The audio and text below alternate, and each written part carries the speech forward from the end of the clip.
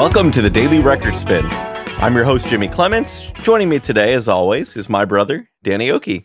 Danny, how you doing today, man? I'm doing good today. It's a nice, chill Friday. We've got lots of stuff to talk about. We're doing kind of a catch-up since it's been a couple weeks since we've made an episode, so I'm excited to chat about it today. Yeah, apologies to all of our loyal listeners. I have been a little bit bogged down by work, so Danny graciously gave me some time to get my life together a little bit before doing this next episode. But we should be back to our every other week schedule, starting with this one. Our main focus today is going to be doing a deep dive on Mayhem, the new Lady Gaga album. But we've also got a lot to talk about. We're kind of going to do like a year in review so far, hit some projects that we both really enjoyed recently, some albums, some singles. We're going to hit some music news. So it's going to be a little bit of everything today. And just bear with us because it might be a little jumpy from topic to topic here. We'll do our best. Yeah, absolutely. There's lots to talk about. Lots to talk about, yeah. The year has not disappointed so far, to be honest. Mm-hmm. I was expecting it to be a little bit slower than it has been. We've gotten a lot of new releases so far from the sort of B list of the music industry, and I think that's great. It's going to keep everyone going throughout the year. So why don't we go ahead and start with some singles that we've really liked recently, either that came out this month or maybe even a couple that came out a little bit longer ago that we have not hit yet. Cool. You want to start us off? Yeah, I'll start with Haim, who released their single Relationships last week. Haim has not released any music in 5 years, so I have been anxiously waiting for them to come back. And what I was said about Relationships is they just Haim are so committed to writing these cute little summery bops that just get you in the mood for nice weather, and they never stray from that, and it always hits. And so I am pleased.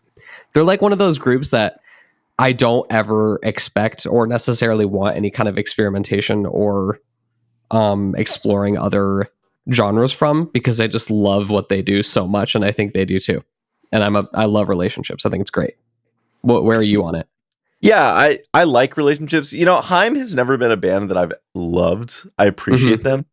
And Relationships kind of does exactly what you said. It's sort of the same thing that they've done, just a little bit different of a musical edge to it. But I liked it. I have nothing wrong with any of their music. It's just never been like, wow. Yeah, I absolutely love this. I know you're a lot higher on things like Women Over Music Volume 3. And I did really like their first album.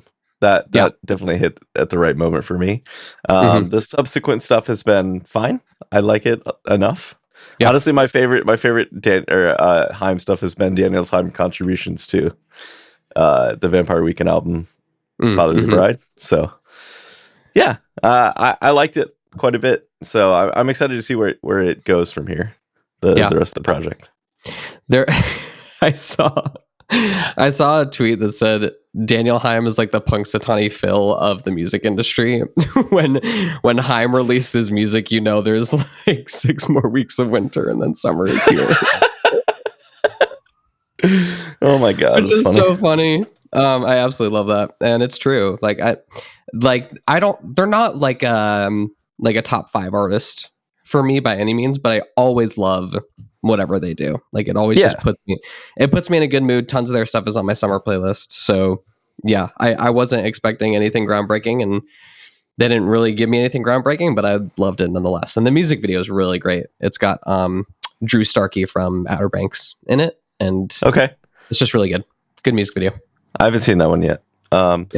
Speaking of something that I was kind of shocked hasn't had a music video, the new Chaperone single, The Giver, was advertised a lot. She did perform this song back on SNL in the late fall, so it's not new technically, but it is fun to have finally on streaming platforms, and I really enjoyed this song. I've been blasting it a lot. What are your thoughts on The Giver? Yeah, I like it. I don't like it nearly anywhere as much as Good Luck Babe, but I think it's cute, and I love that she's trying out the country thing. Country. Yeah. Like a lot of people are doing right now. I'm sure she'll get invited to a seat at the table a lot quicker than Beyonce did, which is annoying. Will she know she is gay? I mean, but she's white. Yeah. You know, so Beyonce's straight though. Yeah, I mean, theoretically. I mean, yeah, but she's white, you know? Yeah. No, you're right. Yeah. I mean, So, yeah. well, yeah, we'll see. But I think it's cute. I'm not obsessed with it, but I do really like it. I do really like it. So Yeah, me too. I wouldn't say it's one of her best songs ever, but it's certainly no. fun, and it's keeping me alive until we get more new music from her. So you know, Yep. Dan Nigro is just so far ahead of everyone else in production. So Yeah, he's so good. it's perfectly produced, and that is Mhm. one of the main reasons I love it. I really love when the guys come in at the end. Yeah, me too. Gets the job done. It's very funny. It's just so funny. Like It is. it comes out of nowhere. I love it. Yeah, that one's really good. Let's see. What are some other ones? I listened to the new Jonas Brothers song that was released today, and I actually really enjoyed it. They have their whole last album, the album, I think is what it was called, or the record. No, the album. The record was Boy Genius. The record is Boy Genius, yeah. Yeah, the album. I hated that whole album. Like there was pretty much nothing on there that I enjoyed. We could not be farther apart on that. I think that album is a masterpiece, and I will listen to it till the day I die. That's fucking wild. I thought it was ass. But I think that this song is better than anything that was on there. So it feels just a little bit more in their vein, I guess. It feels like less like overproduced pop and more like the kind of like rock pop that they do better, in my opinion. So I enjoyed it. I don't think it's like amazing, but I thought it was better than their whole last album. So pretty good. I haven't heard it yet. I haven't heard any of the today releases yet. So I'll have to get on it. It is 10 a.m. here in LA. So gotcha. And I was up very late last night watching the Severance finale, which we'll get to in things that are sparking joy at the end, because holy effing shit. Cool. Anyhow, we've also got a new single from Lil Nas X that came out last week called Hot Box. This is very much in the trend of bringing back Y2K that we're getting right now with Tate McRae and several other acts. I mean, this just, as you said, it feels like it was produced by Pharrell. Was not produced by Pharrell, but definitely feels like it was. I can't believe it was not produced by Pharrell. It sounds like it was completely ripped from his hard drive. Yeah, it's crazy. Like this is what we're getting again. I'm interested. I didn't think that this is where we were going after a lot of very inventive pop last year to get sort of this homage that's happening so far in 2025. But you know, it does kind of track with where things are politically, where the economy's at. You know, getting these fun little pop hits and, you know, recession trying times back. Yeah, exactly. So I do think it's part of it. I'm very happy for Lil Nas. This song is super catchy. Like the first time I heard it, the chorus was just like, it's in very my brain. Hooky. Yeah, it's incredibly cool. And I'm just excited to see what he does next, because he's been off the radar for quite a while. I think this is the best thing he's done since his album. Definitely. He really lost me around the J. Christ thing. That was such a miss for me. That song was. Yeah. And everything that was going on with him. I have actually lost quite a bit of interest in him. I thought he got some really good momentum around his album, and then I think it's just been messy releases since then. But I will say that despite my disinterest in his comeback, I actually do really like the hook of this song. It's super, it's earwormy for sure. And I love the Pharrell stuff. I question with this Y2K resurgence why we're not including the producers of that generation. Why we're just kind of ripping off what they did without really bringing them to the table, I guess. That confuses me a bit, but it's not the end of the world. I will say that I'm thrilled about the Y2K resurgence, because 2000s pop is what made me fall in love with pop music in the first place. So this feels very nostalgic to me, but also makes me feel really old, because now the music that I grew up with is vintage. So that sucks. Hate that feeling. It definitely does. I'm just like less warm on Y2K pop in general than you are. Okay. Yeah. Just that era, I think, has some good moments overall, but it's not my favorite era of music by any stretch of the imagination. So I'm not anti this movement. I'm just less enthused than some people are about it. Sure. That makes sense. Yeah. Other singles you want to shout out right now? John Bellion released a new song today. I know you haven't heard it yet. It's really Correct. great. It starts off kind of, it's a really weird, I don't even know how to describe it. Like the John verses Bellion and weird? chorus. Yeah, imagine that. The verse and chorus kind of blend together, and the instrumentation makes it feel like, what time signature are we in? Like that thing. So like for the first minute of it, I was like, where are we? What are we doing? But then by the end, I was like, oh, I mean, this is the best song ever made. And so good job, John Bellion.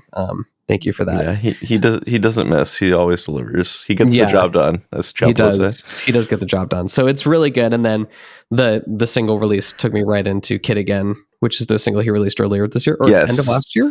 End of last year. Yeah, it was like November or something, maybe. Somewhere in that time frame, November to January. And that's also a classic. Like, I'm really excited. I hope this is an album. I assume it's an album. I do too. We still haven't gotten any information. No, we haven't. So I'm not sure what's going on there. Like, but I really like the vibe. Okay, good. Yeah, I like the direction this is going. When Kid Again dropped, he did this. He released this like YouTube interview that he did with a podcaster, and it seemed like we were going to get information about the album, and then nothing ever happened. So I was kind of like, what's going on here? Right. So good to know we've gotten more. I'm excited to see what happens next, because I will be sat when his album drops. I absolutely love him. Me too. I do want to talk about the Ali and AJ single, What It Feels Like. This came out in January. I just listened to it over the last week, and I really enjoy this. I know it's not quite your vibe. It's definitely leaning into their more folky influences, but for me, it's scratching some itch that John Mayer has vacated for several years now, and I really enjoy it. And it's also a song about aging and the currency of beauty for women, and I think that's really powerful to put in a pop song. So I really like it.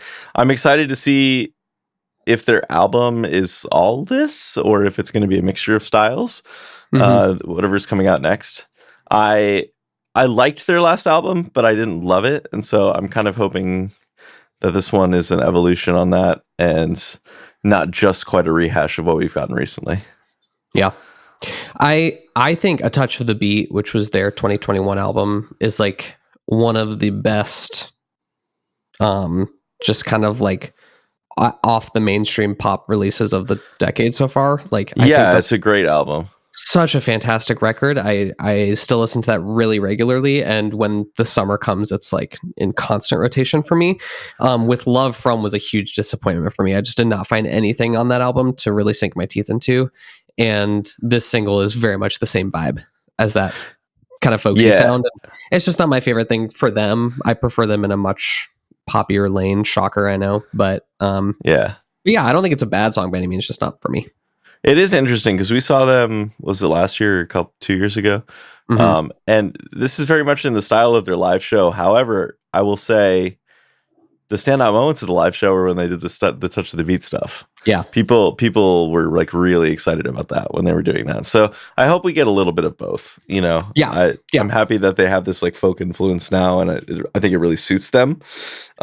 However, giving me some of those like pop bangers is something I do hope and expect from them as well. Agreed.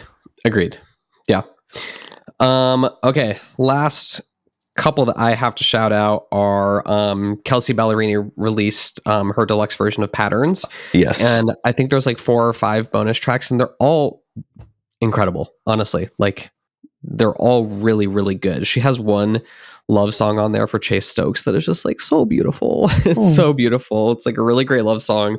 Some really cool, I mean, she was doing a lot of like pop trap fringe on Patterns, and there's some more stuff that kind of falls in line with that, but also just some really great country acoustic songs. So I love Kelsey Ballerini. Like, the more and more I listen to this woman, I just love her. I just love her so much. I think she's a great person. I think she makes great music. I'm obsessed with her. So Patterns Deluxe is really good. And oh my God, I can't believe we forgot this when we were talking about the what we were going to talk about on the show. But speaking of Deluxe, Ariana Grande is coming with her Eternal Sunshine Deluxe, Brighter Days Ahead. So I cannot frickin' wait for that. There's like, I think 5 bonus tracks plus an extended version of the intro from the album, and it's coming along with a short film. So leave it to Ari to feed us. She is just feeding us this era, and I love that. I really thought I would wait forever for new music, and I can't believe we're already getting some new stuff. So it's great. Can't wait. Since you've segued us perfectly into music news, let's hit a few big items. First, I want to bounce off that and talk about something that came down for Billboard this week. I don't know if you saw about this. Yep, I did. We are limiting the number of digital variants that will count towards your album sales. Finally. Thank God. Now artists are only able to release up to four digital variants of their album. So no more Taylor Swift juicing the numbers. I mean, she's not the only culprit. She's not the only one. Other people it was pretty abusive of the system last year. It was. With her 900,000 versions of the Tortured Poets Department. So I'm happy that we're going to get limits on that. And deluxe albums count as one of those releases. So you can only release like 3 normal versions plus a deluxe. So, or a remix album for like, Charlie didn't really abuse it. I mean, she had like 3 different versions of Brat, but yeah, that's going to be what's allowed going forward, which I love that they made that change. I think it was necessary. And I think all the variants have to cost at least $7.99. So no marking down the prices to sell more and to boost numbers. They have to be at least $7.99 to buy. So fascinating. And they have to be redeemed, right? So you can't just buy it from the website. They have to be redeemed from the website and downloaded in order to count as well. Oh, how did they track that? I don't know. That's what it said. Fascinating. And to be fair, Charlie did not abuse maybe the digital variants. Like there's not like a million different versions, but she definitely did abuse the vinyl variants for sure. Yeah. Oh yeah. That was the 5 trillion Brat vinyls. So yeah.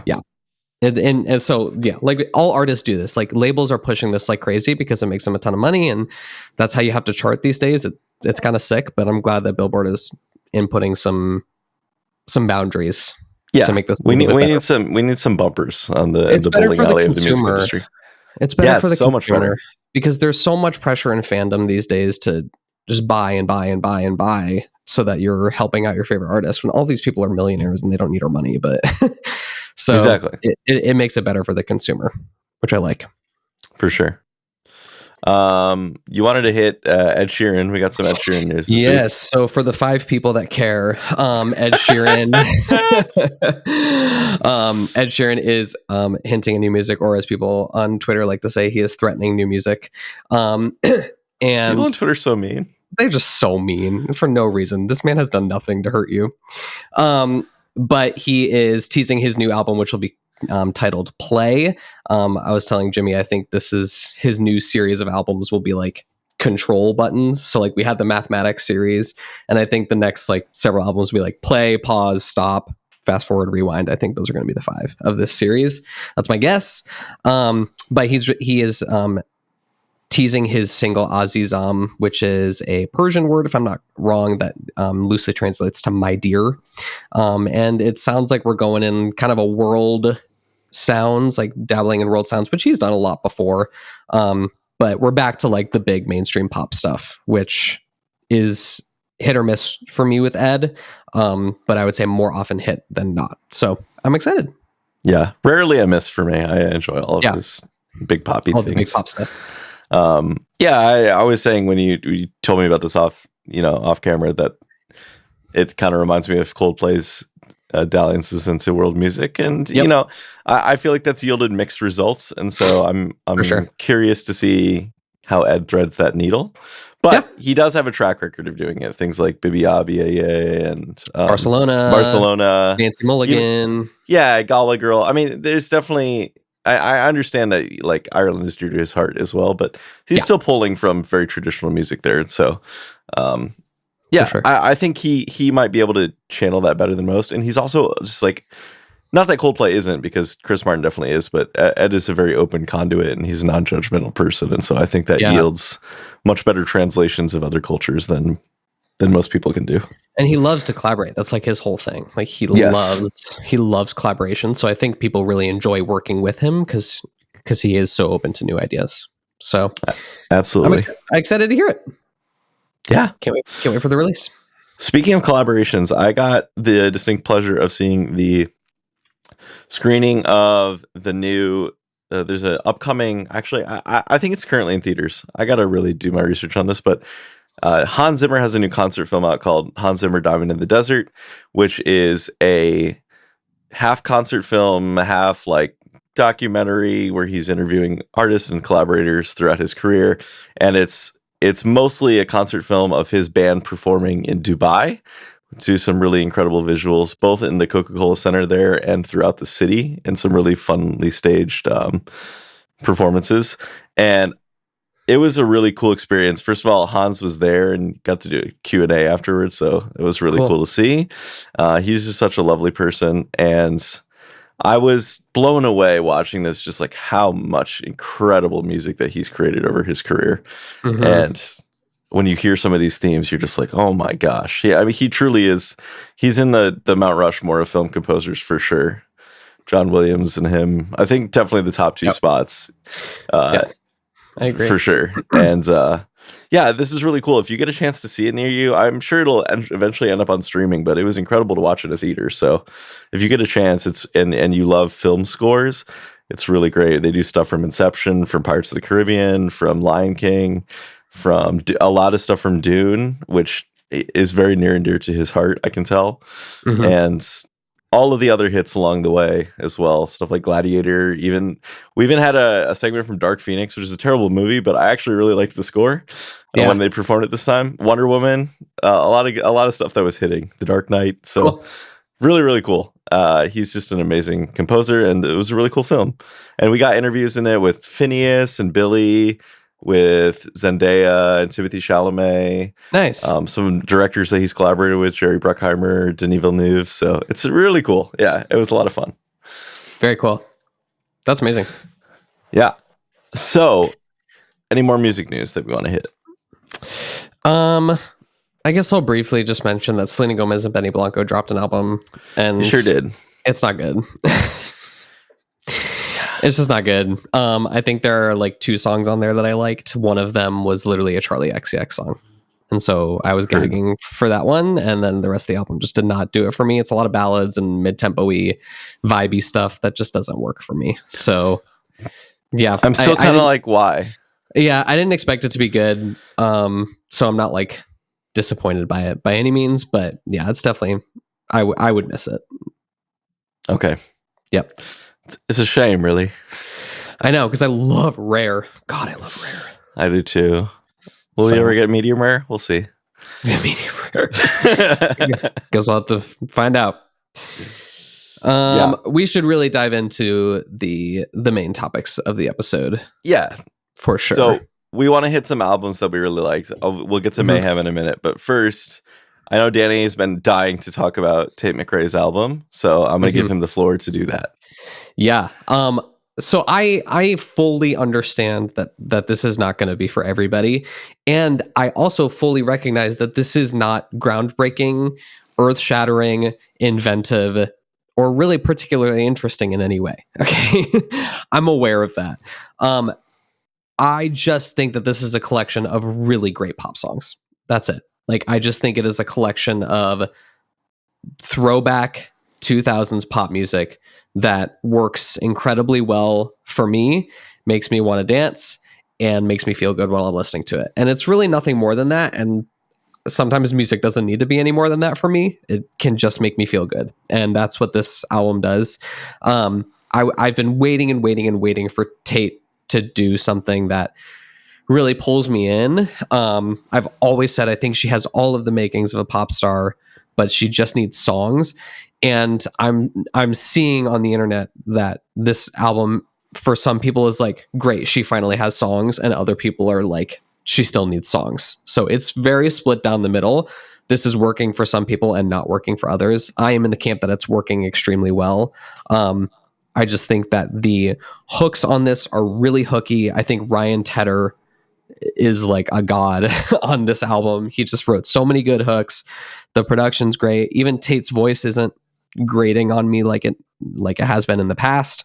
And there's some real standouts for me. Obviously, Sports Car is the greatest song ever made. And then I love Purple Lace Bra. I thought was actually really the first time I've listened to something by her that kind of felt more than surface level. Like, I felt like we were actually kind of saying something on that song, which I really enjoyed. I also really like the orchestral strings in it. I love I'm Not in Love, or what is it called? No, I'm Not in Love. Excuse me. The hook on that is fantastic. And it's got like this post-chorus EDM drop that's like so reminiscent of more like 2010s. And that's so good to me. Signs has an incredible chorus, and I am a sucker for a key change in the last chorus. And that I know it's like kind of corny. This one is really corny, but it, you know what? I'm gonna lose my mind every time. In terms of the singles, Two Hands, which I did not like initially, really grew on me in this album, and now it's like one of my favorites. I think that's just such an infectious song. It didn't feel interesting to me at first, and now it really does. And I would say It's Okay, I'm Okay is actually my least favorite single of the bunch, probably. Yeah, I don't know. I just think it's got some great stuff on there that isn't changing the world or changing pop music in any way, but is really fun and reminiscent of a time in pop music that I really love. So yeah, that's where I'm at on that. Yeah, I did listen through all the way once. It didn't really do anything for me. I won't be offended to hear any of these songs. They're all well produced. Yeah. I do really like Revolving Door. That was definitely my favorite of the bunch. And I will say Sports Car has grown on me quite a bit. So okay, good. I'm never going to be offended by hearing Sports Car out in the wild. And, you know, she's 21. So I do feel like this is just the start for her, and that's exciting. So, yeah, I think all in all, a success, considering she hadn't really put together a strong collection of songs to this point. And so happy for her that she got this album out. Me too. I really want to stand on my soapbox and talk about Alter Ego, the new album from Lisa, which is undeniably my favorite album released in 2025 so far. I have been blasting this nonstop. Literally just cannot stop listening to it. So it is a tremendous just coming out party for her. I mean, it's always hard to thread the needle, as we've seen from the One Direction boys, of having a solo career after a giant pop group moment. And so coming out of Blackpink, and she's really coming in her own with being on White Lotus and dropping this and performing on the Oscars. She's had an incredible like rollout of her solo debut. Yeah. And I really love how varied this album is. There's just a lot going on here. And I personally really enjoy the hip hop angle that she takes. She is the rapper of Blackpink, and so she definitely leans into that quite a bit on some of the early tracks, stuff like Elastigirl, which I absolutely love. I love the opening track with Ray and Doja Cat. It's a phenomenal song. Agreed. And there's just a lot of experimenting and fun on this album. I love Rapunzel, her collaboration with Megan Thee Stallion. I think that's super fun. I really like Moonlit Floor, which interpolates Kiss Me by Sixpence None the Richer. I think interpolations are hit or miss for me. But I really like this one because it's got just enough originality to make it feel like a justification of using a hook from another song. And I also love New Woman, the collaboration with Rosalia, which is really lovely as well. In general, I just was not expecting at all to just find a new pop girly that I liked this year. And so Lisa coming onto the scene and really grabbing me is not something I had on my bingo card, and I'm just very here for it. And yeah, I will be playing this all summer as well. It's a perfect summer album. It came out kind of early, so yeah, you know, I got no complaints though, because I've gotten a lot of listen out of it already, and it's going to keep getting listen out of it. So that's awesome. As you do. That's great. That's great. Yeah, I will refrain. That's fair. I love Born Again. I think that's fantastic. I'm just now realizing that there's a Rosalia collab because I didn't make it to it.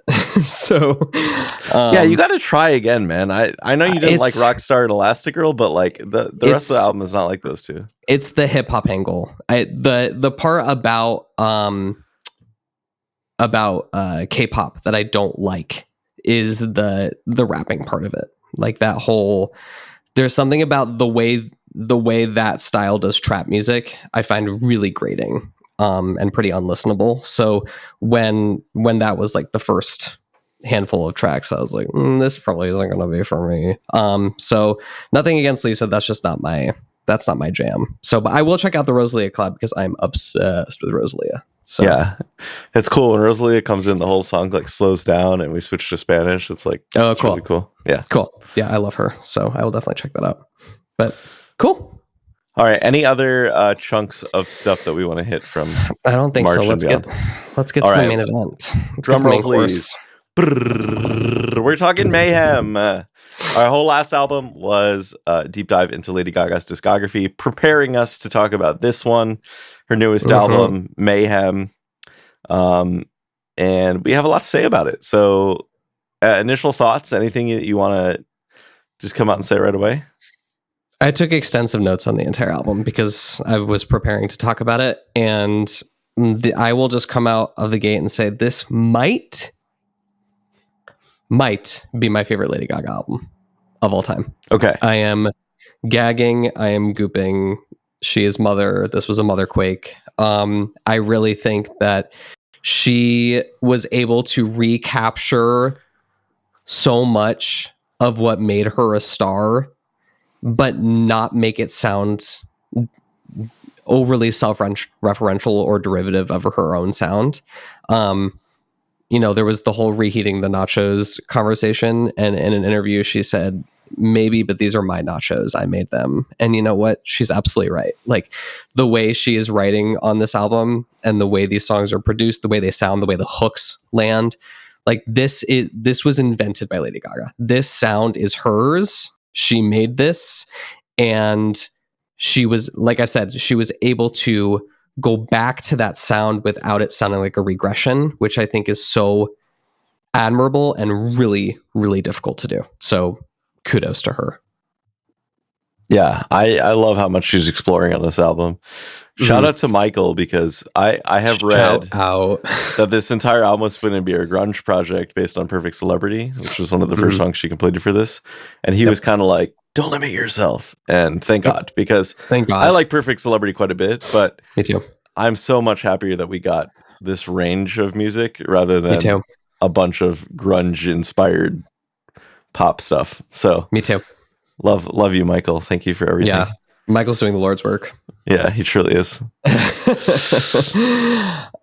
So should we go track by track and just break this down? Talk about kind of some of the influences and what she's doing here. Definitely. So let's start with Disease, obviously the first single. By the way, we were embarrassed to learn that the lowercase letters like such an idiot.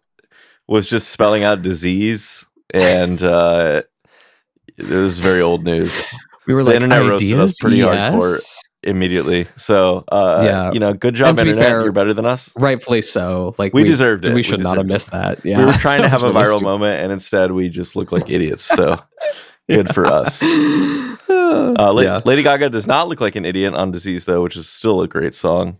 It's still one of my favorites on the album. Banger. Yeah, it's such a banger. It was such a good choice for the lead, I think. It opens up the album so well. She just is firing on all cylinders here. And this is the kind of sound, like the opening part of this album, I think, is the most Born This Way part of the record. Yes.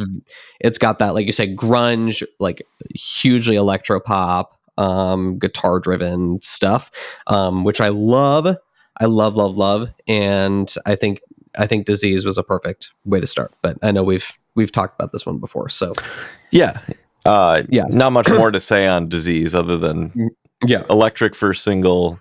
Yep, great intro to the album. In general, these first few tracks are just monster tracks. Like they are good. They're huge. Yeah. Classic. Abracadabra. A literal classic. Like I don't go out anymore, but I'm just like dying to go out so I can dance to this song, because so, gosh, the production on this, the industrial feel is like, it's mouthwatering. I just am so obsessed still. It's still the best music video she's made since the Fame Monster era, I think. And I'm so glad she decided to Judas. You're right. Judas is great. Okay. So since the Born This Way era. Okay. I just am so happy she decided to re-explore the industrial sound, at least for the first part of this album, because I needed to hear just a little bit of that from her again. And Abracadabra is like the god of that. It's just fantastic. Oh, it's so good. Anytime she says her name in a chorus, it's like the best song ever. 100%. You know you're in for it. Love nonsense lyrics. Do I know any of the words to the song? No. Oh, you should. okay, I know the words to many of the other songs of this album because they're easy to remember, but the Abracadabra ones, it's just truly nonsense. I love it. I did have to look up the lyrics to learn them, to be Sure. fair. Yeah, that makes sense. Yeah, that is fair. But I'm just like, like that's me singing this song. But it's so good. I am singing it. I just am not singing any of the real words. So it's so wow. I have like an auditory processing thing, I think, and so I almost never pick up lyrics unless I read them, and so interesting, especially if they're kind of gobbledygook like this song is. That's real tough for me. Like I'm like, It drives Hunter crazy because I can sing along to a song after listening to it twice. Usually, I can sing the melody.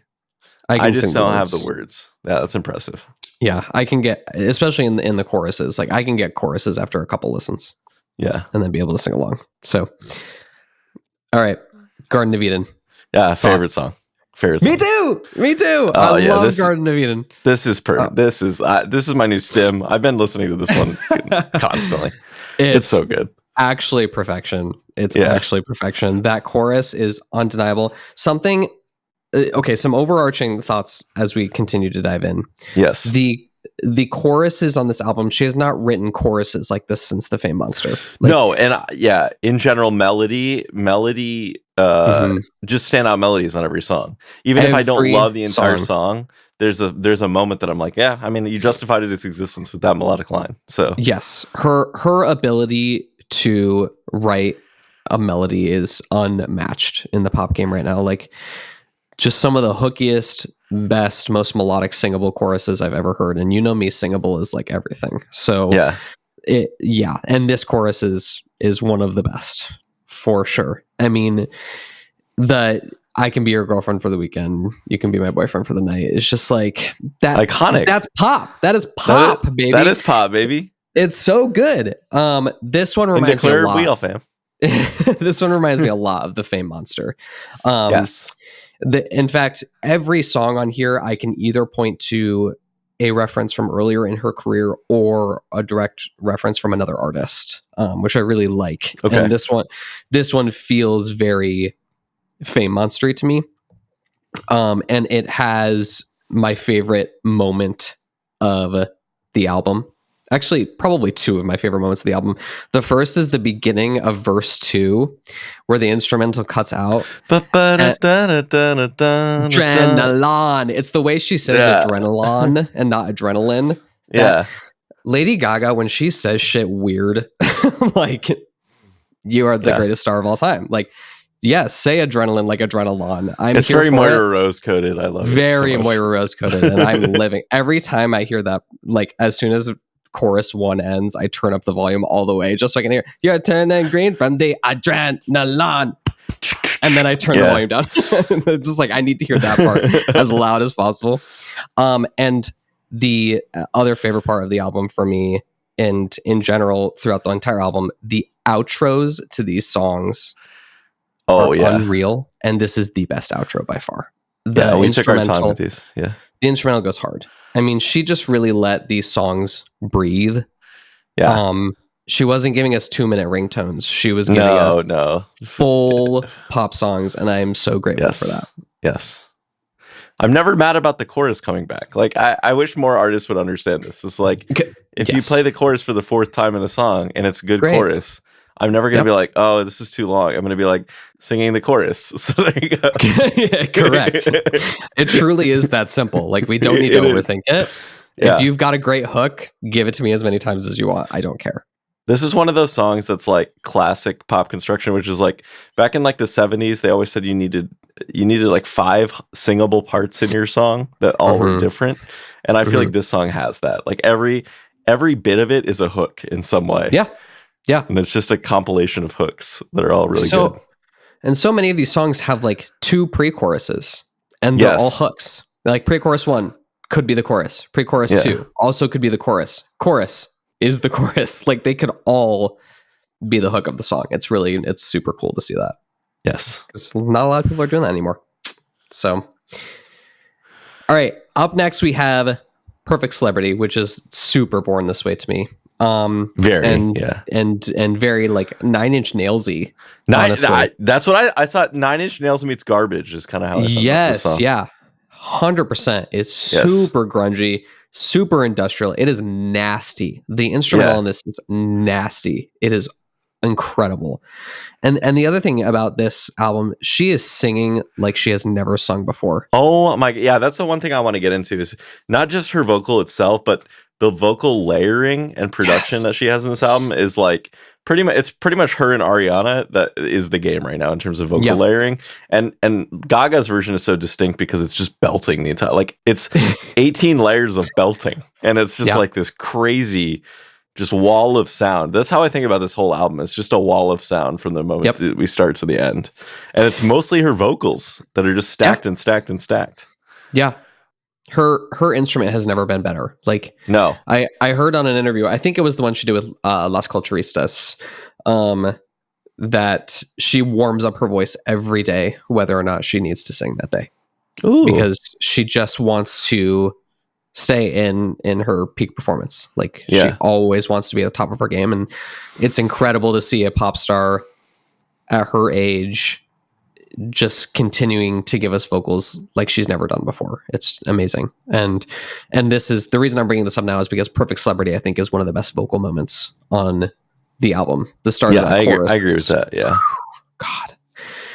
Insane. I love that the verses are really like eerie and creepy. And then the chorus is just bam. It just really is all in your face. It's so good. I love the idea of there are two people to her. There's Stephanie and there's Lady Gaga. Find my clone. She's asleep on the ceiling. I love that. You know, when she walks into a room, she's always Stephanie, but Lady Gaga is on the ceiling ready to come down and take over need be. It's just a really interesting. And she's done it a lot with the visuals too, like the Disease music video. There's two. There's like the witch doctor Gaga and the Gaga that's running away. In Abracadabra, there's the red hat, the red lady Gaga, in red, and then the white outfit dancing Gaga. It's like that's very clearly a huge thematic element of this album is the two parts of her and how she has to balance that. It's really interesting. You get the best of both worlds. You do. You get the limo. You get the limo out front. Ooh, wow.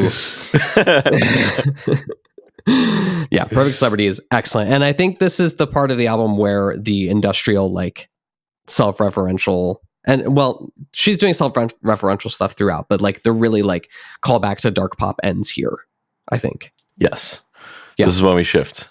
Yes, this is when we go into Vanish Into You, which is not a highlight for me necessarily, but this one grew a lot on me. It has also grown a lot on me as well. Yeah. What are your thoughts on this one? I like Vanish Into You does one of my favorite pop things, which is gives you the chorus up front and you don't realize it's the chorus till it comes back around. Always a classic. Love that. It's very Max Martin-y. Max Martin used to do this a lot in his early days. Yeah. And I like that it takes you forever to get to the Vanish Into You part because the first time you hear the chorus, it doesn't have the final like stanza of it. And so it does take a while to get to. This enters into the very 80s feel of most of the rest of the album. Yep. And I wasn't expecting it the first time around. And I think it is a linchpin song, though, because it's really a nice bridge into some of the other stuff that comes after it, even though if it's not like a huge standout for me. Yeah, agreed. The vibe of this one, because this is the poppiest we've been so far on the album. Yes. And it feels very much The Fame to me. The Fame, yeah. But the chorus, the way the chorus just like soars, feels very like Edge of Glory hair type deal for me. But it feels mostly reminiscent of The Fame, which is cool. Yeah. Okay. Killa. What an insane track. I just nuts. like, I can't believe she made this. The groove at the beginning is otherworldly. This is a Prince song, right? Yes. We can agree on that. It's like a mix of Prince and Bowie. It literally has an interpolation of a Bowie song in it. Okay, I didn't realize that. The little ding-a-ling-a-ling guitar part is an interpolation of one of it. I don't remember which one off the top of my head, but it is the grooviest craziest song. The lyrics are wild. I could not tell you a single one other than I'm a killer. At one point at the beginning of the song, she says, "Talking your shit with your hand on my ass. I'm a murderer in disguise." So Shakespeare could never, you know what I mean? Like, yes, yeah, talking your shit with your hand on my ass. You are a murderer in disguise. That's correct. Chorus. In fact, the best part of this to me is the pre-chorus when she just says the nastiest shit ever. I'll make the curtains cream. God. So she really did not still hold back pushing on this boundaries in 2025. Yeah. I love it. But the melody in that pre-chorus is undeniable for me. Yeah, undeniable. And then you've got the insane instrumental breakdown right before the end. Yeah, the instrumental is amazing. Gustafsson did his shit on this one. Yeah, like, is he a DJ? Crap. I don't know anything. I don't know him at all. I don't know him at all. But she clearly has had her eyes on him forever. She said in the Zane Lowe interview that she's been wanting to work with him for years and years and years. That's and years. Cool. So he's a mystery to me, but he did some great shit on this album. So, and I should take a moment to mention that while Gaga does have a studio in her house, this was recorded at Shangri-La, which is Rick Rubin's studio. Yes, which I found out just yesterday. So, do you want to shout that out for all of the fans of this album? Obviously, a legendary studio. Definitely. Do you like Killa? I like it. I do not love it as much as I thought. I think I liked it more the first listen than I've actually liked it in subsequent listens, which is the opposite of most of the tracks on this album for me. Okay. This one I think is the most polarizing. Some people Yes, some people this is their least favorite, and other people, well, it's this one and one other one we'll get to later. But certainly not my least favorite. I would say middle of the pack for me. Okay, this is like probably a top fiver for me. I just love how she experimented on this song. It just is so different from her, and just like the way she can keep shit exciting this late in her career. It's just like I was not expecting anything like this after hearing Disease and Abracadabra. So no, me neither. It's exciting. I was just really excited to hear something like this. It's really cool. Yeah. Okay, and then we get into Zombie Boy. Yes. Which is like Gwen Stefani meets the Talking Heads. Sure. Yeah, that's not a bad description. And it's fucking awesome. I love Zombie Boy. This is one of my favorites. Too. Like the chant at the beginning is Hollaback Girl. Yes. It's the exact same flow as Hollaback Girl, but also very reminiscent of Low Key. No pressure. Just hang with me in my weather. Yeah. It's very reminiscent of that. I love her flow on that chant. It's just like she's having so much fun. This is where I can just feel her smiling this entire Zombie Boy song. Yes. 100%. You really can feel her smiling. I wrote that this is going to be the new Halloween anthem. Oh, definitely. For sure.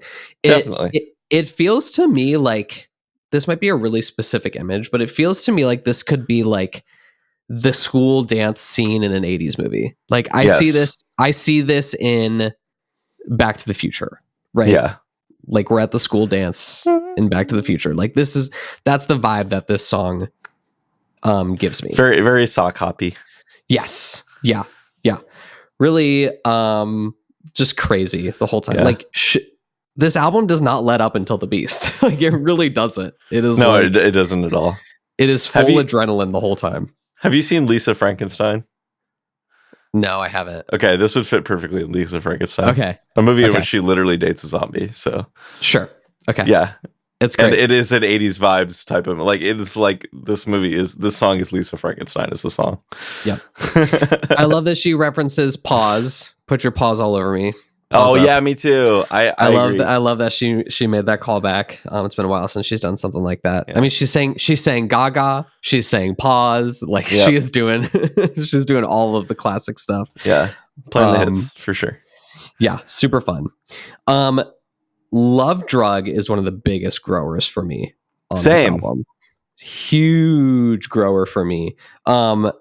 This one feels when I wrote this down initially, I wrote it kind of feels like an Ally song, like Ally Main from Okay, I was going to say that about the next one, but from Star Is Born, right? And I don't agree. think that anymore because I think the next one is the Alien song. Yes, Yeah. I agree with you. No, this one feels very Fame Monster to me, right? It feels like Love Game. So, well, the Fame you mean? Yeah, but it's a little bit. It's like a callback to Love Game, but it feels a little bit more Fame Monster to me. Yeah. The chorus on this is unbelievable. It's so hooky. Yeah, I think the verses for me, it just took a while for the melody of the verses to stick with me. Yeah, I'm not actually. That's not really coming to me right now. The verse melody, as we're recording this right now. Oh yeah, that's right. But in fact, the string of this and the next two songs for me, for the first several listens, was the weak part of the album for me. It was like love drug, how bad do you want me, don't call tonight. Those three songs just kept. It was just fuzzy in my brain for the first probably like 3 or 4 listens. Yeah, and then each one of them started to click in order. Sure. Actually, it was like Love Drug clicked first, then How Bad Do You Want Me, then Don't Call Tonight. I had to listen more because I felt like there were other highlights in the album. But Love Drug has been a sneaky hit for me. I'll briefly pause here to give my one major criticism of this album, because that run of songs happened for me from Don't Call Tonight to The Beast, where it was just like, what is this? Yeah. It's the whole album is very dense, and because of the wall of production, I just need a little bit more dynamic variance.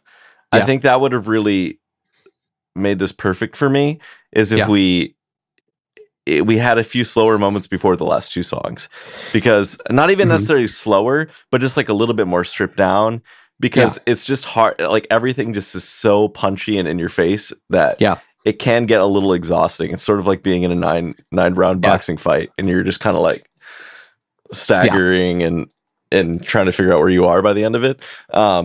It's not necessarily bad. Like all these songs on their own, I support all of her choices production wise, but I just wish that as an album, which is, the constant Lady Gaga critique is like, can you put an album together? It's just those little moments of like, I want peaks and valleys that we don't really get much in this project. Do you think if she had put The Beast and Blade of Grass more interspersed in the track list, it would have worked for you?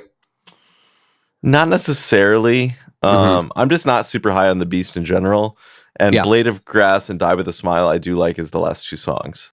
So I think they are where they are because of the progression of the sound. Because Die With a Smile is not in the same atmosphere as Disease.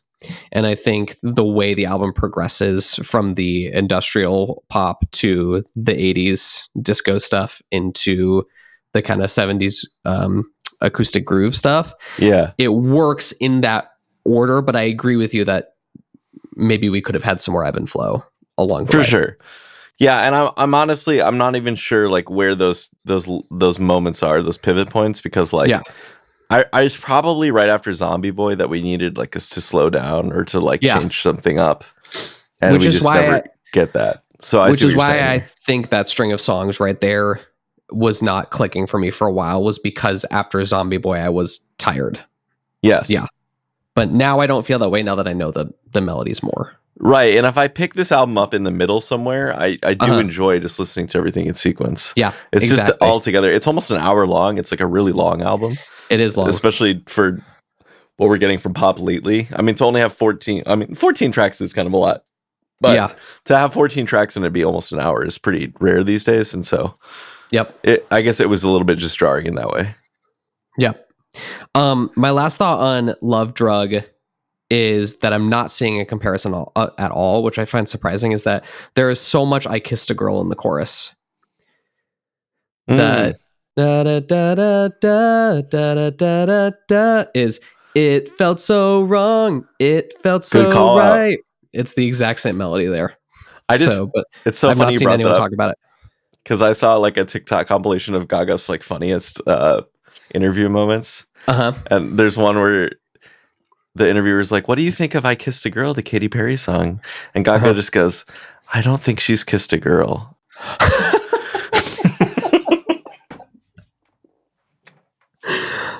She ate with that. That is so funny. Oh my god. And she's right. Like, she is right. It's the straightest gay song ever. That's so funny. Yeah. That's great. Anyway, great stuff. Along with How Bad Do You Want Me, which is a Taylor Swift song. It is a Taylor Swift song, and for that reason, I quite love it, to be honest. I just love this song. Was not expecting a Taylor Swift song on this album. I was not either. This has become really like the top 3 sneaky fave for me, because when I first heard it, it was so jarring to me to hear Lady Gaga do Taylor Swift that I didn't like it for a while, because I was like, this isn't right. Something is wrong here. Yeah. Like the universe has shifted in a way that I am not understanding, until I finally just like let that go and just listen to the song as the song. And I was like, oh my God, this is magic. Yes. Absolutely. It's so good. Magic. It is like, it just has so many quintessential Taylor Swiftisms, like you like my ripped up jeans, you like the bad girl in me, like all this shit. Like, it's just so quintessential Taylor. I don't know how this happened. Yeah. And it's definitely the Alley song, like as we said before. Yes, it is the Alley song. This is her character from A Star Is Born, for sure. It's the one I'm supposed to hate but love. Yes, exactly. You know? Yeah, so many great moments, lots of hooky moments on this song. It also, another comparison that came to me immediately, and maybe this is just the theater nerd in me, it sounds a lot like The History of Wrong Guys from Kinky Boots. That opening arpeggiation sounds a lot like the opening of History of Wrong Guys. Speaking of which, just a shout out to Kinky Boots, one of my all-time favorite musicals. So I would just like to suggest that everyone go see Kinky Boots whenever they get a chance, because it is nonstop fun, and it's very thought-provoking and incredible storytelling as well as just being a blast. So Yep. Good show. Cyndi Lauper ate with that. Sure did. Yeah, I wrote that there's a little bit of chromatica in here, possibly some like Plastic Doll influence. Sure, yeah. But it really is mostly like, it is truly a Taylor Swift track. Like, I just feel like she stole this from the vault or something. I know. It sounds like it honestly sounds like it could fit on to 1989, Reputation, or Lover. Like, I could stick on any of those 3 albums and it works. Lover was the one that came to mind immediately. Me too, initially, but I have not seen people saying that. I've seen most people saying it sounds like either a 1989 Volt track or Gorgeous off of Reputation. Okay. I hear Gorgeous too. For sure. Yep. I was at on Wednesday night, Sarah and I went to our friend's like web series premiere, and at one point, one of the guys we were talking to, his phone rings, and it was literally "How Bad Do You Want Me?" was his ringtone. I was like, "Is that How Bad Do You Want Me?" He's like, "Yes." That was fast. Like, I love that song. I mean, he was gay, so he was on it. Well, so. yeah, anyway. yeah. The gays are eating this song up. They sure are. I'm sure this whole album, to be honest. As a gay, yes, I need this whole album up. It is. We have not had pop music like this in so long. Leave it to Gaga. Yeah. Okay. Don't Call Tonight is the one of 2 for me right now that is like meh for me. Yeah, it's fine. It's like, I think it's a really. In fact, I think it's a great pop song. It just shows you how great the other songs are. It just feels that this one's fading for me. It feels a little safe, kind of tired, samey. Yeah, this one goes on a little bit too long, in my opinion. I agree. This is one where I could have lost a chorus. It's rare on this album, but this is one where I'm just like, no. Yeah, it's fine. I agree. It's good, but not great. That's where I would land. In terms of reference, this feels like a mix between art pop and chromatica to me. Okay, somewhere in between that. So yeah. Okay. You said the Shadow of a Man was in your string of things that blended together, but this is a highlight for me. Okay, interesting. This one's gonna have to grow on me more because I'm not super. So this is the Michael Jackson song. It's the Michael Jackson song, like the super fast, talky chorus. I don't want to fit into the darkness tonight. It sounds like a Michael Jackson song. That's true, yeah. And that chorus it's crack cocaine to me. Like I want to inject it directly into my veins. It is so good. That is a good observation. Sorry, MJ. I didn't realize until later she released her Chromatica Ball film on HBO last year. Mm-hmm. And at the very end, she teases the new era. She does like a little dance, and you hear a little snippet of a song. It was this song, and I didn't realize it until later. But you hear "Dance in the shadow of a man," and then the lights cut out. That's what it is. So it was this song, and the dance she does is a very Michael Jackson-esque dance. Okay, so interesting. She definitely was hinting at that. Yeah, so the chorus for me is undeniable. I really, in my notes, I wrote "losing my mind over this one." Holy shit! Nice. So this is where the album ends for me, to be completely honest with you. Oh, really? Okay. Yeah, this is where it ends for me. And I don't necessarily dislike the Beast. I'm actually warmer on the Beast than I think most people are. I've seen a lot of lukewarm stuff on the Beast. I actually really like the 80s power ballad of it all. Like yeah. I think she sounds great. I think the, turn on the music, turn off the lights is just a great like start to the chorus. I think what's missing in this one for me is I would have loved a little more personality in the drums. I think they're a little too faded into the background. It's not punchy enough for me as a power ballad. Yeah. In parts, but I do think it has all of the right makings of a good power ballad. So you talking the Beast right now? Or yeah, Shadow Man still. Okay. The Beast. I moved on to the Beast. Sorry. Yeah, I like the Beast's lyrics more than I like the song, to be honest. I think it's a cool idea. Yeah. And the execution is a little bit of a miss for me on this one. Yeah. I wrote that it's giving Gorilla by Bruno Mars, but not nearly as good. Like it's the same kind of vibe. Yeah, that makes sense. You know what I mean? In terms of just like the construction of the song, it feels like that same kind of punchy ballad, but obviously Gorilla is like hard for me to compare anything to Gorilla because it's unbelievable. Yeah. Probably my favorite Bruno song. So yeah, it's fantastic. Okay, sell me on Blade of Grass because this is my skip. Okay, I actually really like Blade of Grass. Okay. And I don't know if part of it is I just liked the story about it. Have you heard her talk about an interview? Yes, I have heard her talk about it. Yep. So for our listeners, basically, Michael asked her one day how he should propose to her. And she said, "You can just wrap a blade of grass from our yard around our finger. And that's how I'll know." Mm-hmm. And so I think that's a lovely and touching sentiment. I did too. But I actually, this works for me as a ballad. I actually like this song more than Die With a Smile, to be honest. Which I know has obviously got 2 billion streams and won an Emmy or won a Grammy, and it's great. But I don't know. I don't know how well it works in the context of everything else around it, but I do really like this song, and it was something that I was hoping to get out of this album. Mm-hmm. In our preview, we both nailed the fact that, you really nailed the fact that we didn't know what to expect, and it definitely pivoted from where we expected. And I said we were going to get some love songs, and this is definitely the love song of the album. Yes. I think out of context of the album, this song will do really well. Like if you end up hearing this at a wedding, I think you're going to really enjoy hearing this song. It's a beautiful song. It just doesn't quite fit with everything else, except she makes it work by putting Die With a Smile after this. She does. And putting The Beast before it. So I just think it's a lovely love ballad, and you don't get a lot of those from major artists these days. Yeah. So in that sense, I was really appreciative of it. That's a really good point, that out of context, like if I heard this at a wedding, I probably would like it a lot. But I agree that like by the time I get to that in the album, I'm like, it just feels like another Lady Gaga ballad, but just not as good. Like it doesn't feel like A Million Reasons to me. It doesn't feel like a Shallow to me. Right. So it just doesn't, I'm not sold on it, but I agree with you that the sentiment is really lovely, and I like the lyrics a lot. And then we get Die With a Smile, which is of course Die With a Smile. The album made me like it. Yeah, I will say it fits way better in context than it did as a random single. I agree, which I was not expecting at all, because when she tacked this to the end of the album, I was like, why are you doing that?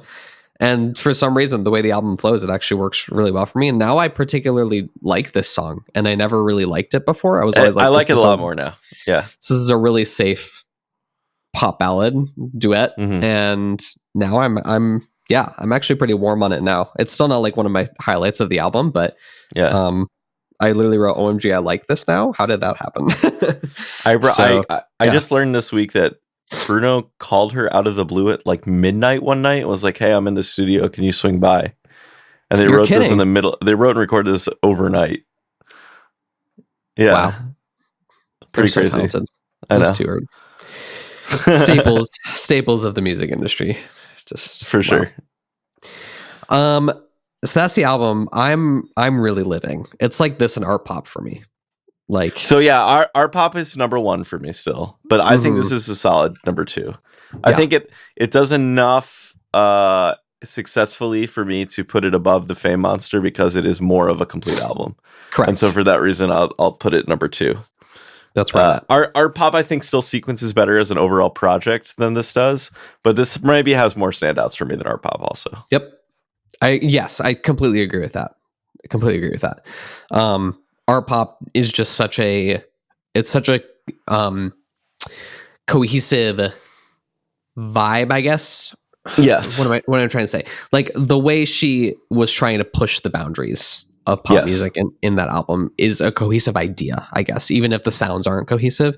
This one we're not really pushing a whole lot, I don't think, but there's more standout tracks. Like I would rather hear more of these tracks on playlists than the individual tracks on our pop. Yeah. I agree with that. Totally. Yeah, I love it. This is my album of the year so far, without a doubt. This and Eusexua for me are doing a lot. Nice. So, yeah. I feel like I haven't heard anything yet that is quite there for me yet. This year. And I know we were just massively spoiled by last year, but we sure were. Yeah, I'm just kind of waiting. I really, really like this album. It will probably make my top 10 list because I'm not expecting this to be an insane year for music, but yeah, I would give this like a B plus for me. Like it's got a lot. Like overall, it's a B, but because of things like Garden of Eden and stuff, it just gets the plus because those songs are essential. So this is an A for me without a doubt. Okay, awesome. What are your top 5 right now?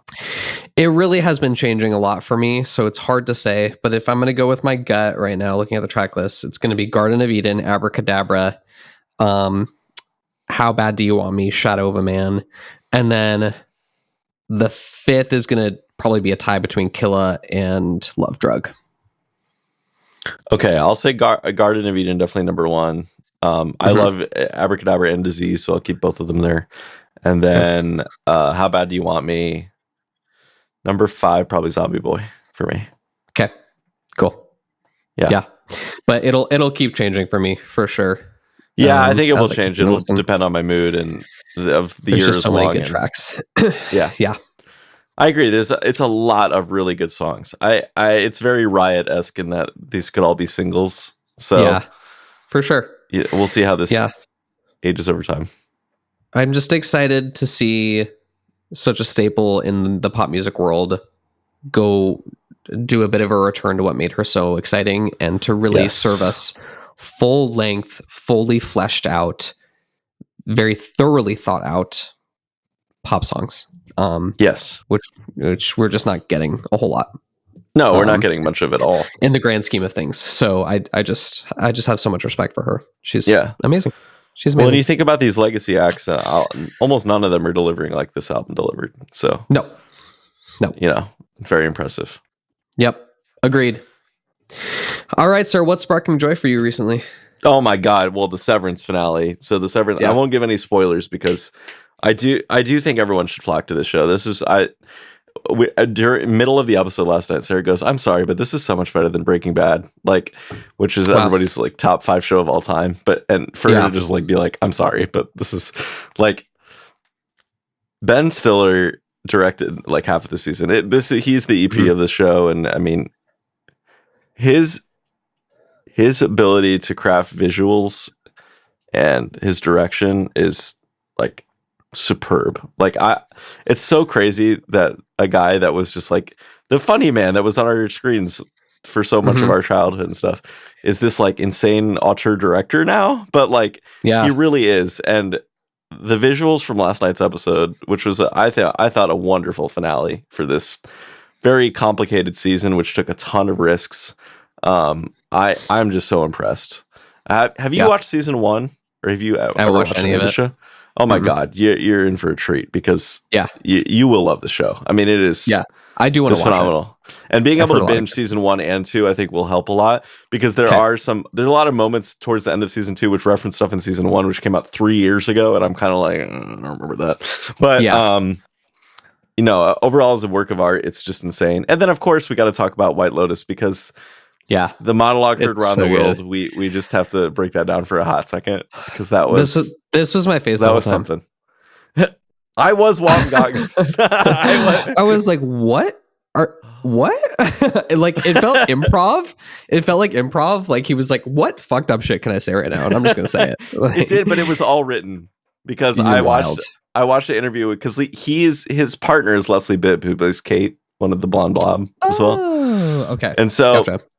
I guess how this happened is someone else was going to do that, and they didn't get them or whatever. Okay. And like kind of last minute, Mike White asked Walton Goggins who he would like to be partners with, and he said, "I'm really good friends with Sam. We should get Sam." And cool. So Mike was like, "Hey Leslie, can we get Sam to do this?" And she was like, "I don't know. He's filming a movie in South Africa right now. Please do not blame me if he says no." So she went down there to visit him while he was filming, and she said they went on a safari, and she helped him get off book during that entire time. Oh my gosh, that's crazy! This insane monologue so that he could do the part. Wow. Oh, what a delivery. I mean, this is one of the best TV monologues of all time. It was wild, dude. I was so uncomfortable. It's the highlight of the season for me right now because it was just so juicy. I was like, it just starts off as a random character like coming on screen, and all of a sudden you are just like knee deep in the weirdest, darkest shit that you could possibly imagine someone saying. Yes. And so much of this show, I'm just always like, and why is this happening? And then it never gets addressed again, but I never am mad about it. Yeah. like there is really no overarching storyline. It's just like, just fucked vibes. Up people doing fucked up shit. And it's, for some reason it works for me. I don't know why, but we literally got incest in this episode, and that was the weirder part. So correct. Yeah. Yeah. Mm-hmm. And I think it's only going to get worse, the incest. So, okay, here's my question. Do you think that ended with the weird kiss, or do you think other stuff happened after that? I think other stuff is going to happen after that. Oh, no. See, I don't like that. I think I'm hoping Saxon came to his senses and was like, what are we doing here? We'll see. Oh, God. I don't want Chelsea to be implicated in any of that, too. I like her too much. My biggest takeaway from this season is I want so desperately to have wine with those three ladies. I would never ever want to be around them ever. Oh, I'm like chomping at the bit. I'm like, I want to have wine night. I want to go talk shit. I want to watch rom-coms with these ladies and just have a great time. Like, I love them. I love them so much. Anytime they're on my screen, I'm like, this is the best thing I've ever watched. I love them. See, I love the White Lotus, but I can't imagine hanging out with any of these characters ever. Like, I truly they're really just never people. like any of them. And so I hope Parker Posey gets even more unhinged without the lorazepam. I know her being without lorazepam it's not good for her. God, that Bill Clinton wrote a book. Hillary Clinton wrote $5. Like that's so funny. He's like, why do you want to move to Taiwan? Move to Taiwan. Thank God, fuck, it's so good. That's definitely been sparking joy for me. Honestly, the Lady Gaga album has been sparking joy for me, of course, the most. But I will say I just downloaded the audiobook for Sunrise on the Reaping, the new Hunger Games book that just was released this week. Yeah, so I'll probably get to this month. I'm only like 5 minutes in, but I can't wait to dive back into that world. So yeah, I'm sure that will be sparking joy for me next time. Did you read The Ballad of Songbirds and Snakes? I did. Okay, I only saw the movie. I never read the book. Oh, you should read it. I loved the book. Okay, loved the book. I thought the movie was good. It was like I watched it on an airplane. It was a perfect airplane movie. It's a like great 10 out of 10 airplane movie. I also watched it on an airplane. Incredible. Yeah. I mean, I saw it in theaters first, but I also watched it on an airplane. Yeah. It's perfect. It's great. Yeah, the book is really, really good. I actually think it's probably my third favorite Hunger Games book. I like it more than Mockingjay, probably. Mockingjay's a terrible book. Okay. It's not terrible. Yes, it is. But it's actually just bad. Okay. Listener, ignore him. It's not a terrible book. It's just not my favorite. Catching Fire is the greatest book ever made. I read The Hunger Games in like 6 days. I read Catching Fire in like 2 days, and Mockingjay took me months because it was so dreadful. It's pretty dry. But it's not terrible. Like the story. I understand what it's going for. Yeah, the story is interesting. It's just awful. The movies were better with Mockingjay. Agreed. In that respect. Yeah. Completely agree. They improved on it a lot in the movie. So, But yeah, I'm excited to hear Haymitch's story. I really need Kiefer Sutherland to play President Snow. If he's not, why are we doing it? I would just be very mad. He's the perfect bridge between Tom Blythe and his dad. So if they do not get him for that movie, do not make the movie. And I'm very serious. I agree. Also, who's going to play Haymitch? Like Paul Mescal? I don't know. He's like too handsome. I want somebody kind of unhinged, like weird stoner-y. I would almost like an unknown, to be honest. Barry Keoghan. I mean, J-Law was like virtually an unknown when she got that. Yeah, that's true. They kind of do need somebody. And I would love. It is Haymitch focused, right? Yeah. Are there any other characters that in it that we know? I don't know yet. I'm literally 5 minutes in. So sorry. Yeah. So we'll see. But yeah. That's it for me. That's all. Excited. Yes. All right. Well, we'll be back in a couple of weeks. I'm not quite sure what the next episode's going to be yet. I'm going to let Danny choose because I've been kind of dominating lately in terms of picking. I think I know what I want to do. So. Okay, amazing. Let's do Social Corner real quick. Obviously, subscribe, ring the bell on YouTube. That's definitely a big platform for growth. Absolutely. You can look us up there at just The Daily Record Spin. We are on Instagram at The Daily Record Spin _podcast. You can shoot us a DM there, like our posts. We are on TikTok at The Daily Record Spin. Been posting a lot of TikToks and Reels lately, so definitely go interact with us there. And you can email us at The Daily Record Spin at gmail.com. If you have any questions or comments or want us to talk about anything specific, just let us know. All right. And with that, we will see you next time on The Daily Record Spin.